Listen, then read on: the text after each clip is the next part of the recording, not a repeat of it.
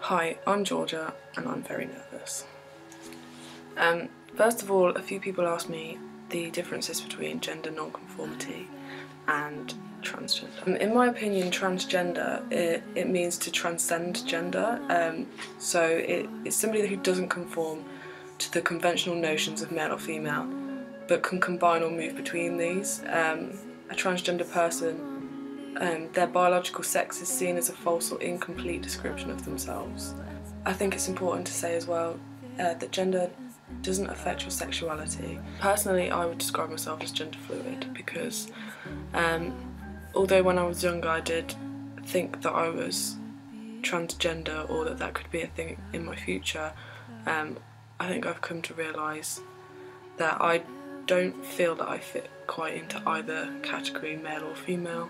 I think I have aspects of both. I decided to make this video because I was walking down the street and two boys that were about 12, I could hear them giggling and saying, is that a girl or a boy? And I genuinely felt scared.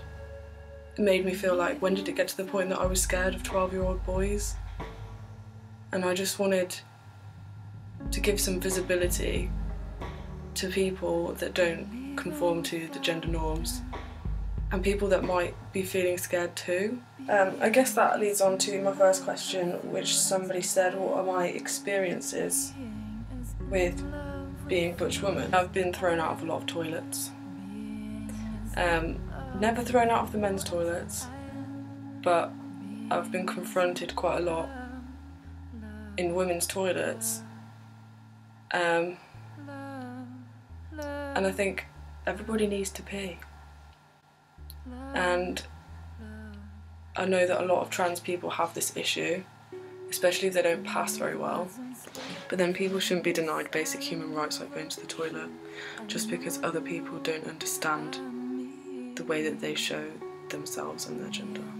So I think the thing that's most shocking is that a lot of the time it's the bouncers of the bar or the club that are the ones that have the problem and the ones that tell you to leave, or the ones that make up an excuse like, we know that you've got drugs.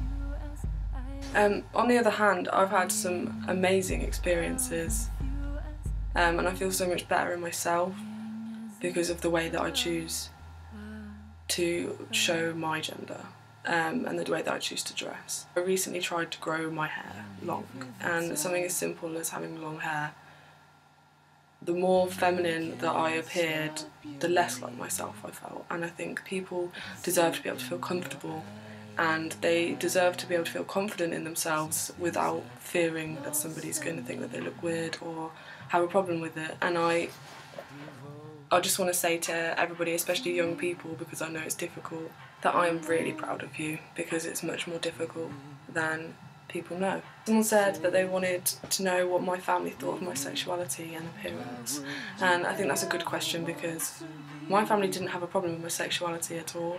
My mum was the one that surprised me because although she was so supportive of my sexuality, she constantly made me feel like she was against the way that I appeared and against the way that I dressed. And the more masculine that I started to dress and appear and act, the more of a problem that she had. Someone asked about how transgender people are represented in the media, and in my opinion there should be more representation of transgender people and people that don't conform to gender roles. I would like to see more feminine men not shown as the butt of a joke, and I would like to see transgender women not shown as people that are either prostitutes or the butt of a joke. I think one of the things that I've seen recently is obviously Orange is the New Black, and I think that two characters in that really affected me. I think Laverne Cox, obviously she's done so much for the transgender community recently. She was the first transgender woman on the front cover of Times magazine, and she's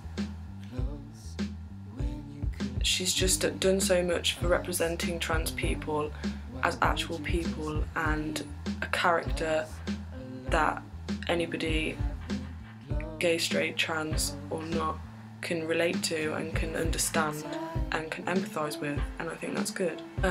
I also felt that Big Boo was a good character because I feel like she's probably gone through a lot of the similar experiences that I'm going through now and that I have been through, and the way that people perceive her, I think, definitely has been changed by the fact that she's been in the media and she's a funny character, and people want to watch her and they don't see her as like a scary butch lesbian. She's a well-rounded person, and I think that's important.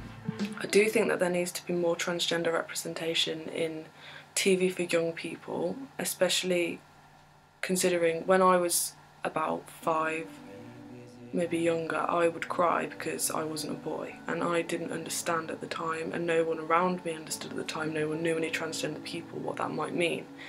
And I think maybe if there had been more recognition and more places to go to about trans issues for children, maybe things would have turned out differently for me, and maybe it would have been easier to accept those parts of myself.